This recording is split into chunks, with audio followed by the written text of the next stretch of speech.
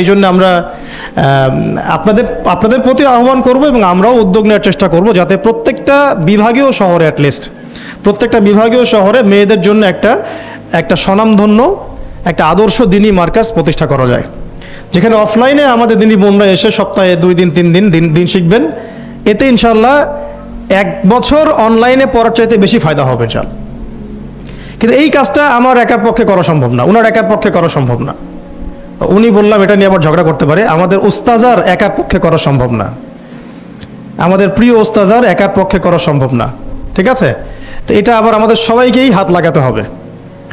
আমার কাছে এত অর্থ সম্পদ নাই, আমার কাছে কোনো জায়গা জমিও নাই, থাকলে আমরা আল্লাহর রাস্তা ফি সাবিলিল্লাহ দিয়ে দিতাম।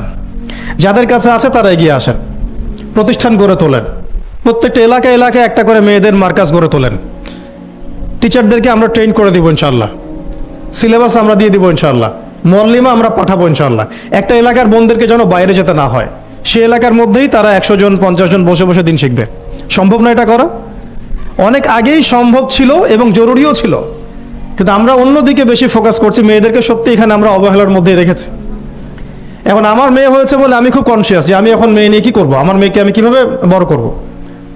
এখন তো আমি মেয়েকে পড়তে অন্য কোথাও পাঠাবো না, কারণ সিকিউরিটি কনসার্ন। আমি আমার মেয়েকে কোথাও মেসে থাকতে দিব না, সিকিউরিটি কনসার্ন, এবং আমাদের গায়রতের খেলাফ, ব্যক্তিত্বের খেলাফ। তাহলে আমার মেয়েকে পড়াশোনা করানোর জন্য আমাকেই প্রতিষ্ঠান গড়ে তুলতে হবে, এবং এমন প্রতিষ্ঠান যেখানে আমার মেয়ে দুনিয়াবি জ্ঞানও পাবে, পরকালের জ্ঞানও পাবে। তো এটা তো অ্যাভেলেবল না। তো অ্যাভেলেবল হবে কখন? যখন সবাই হাত লাগাবো।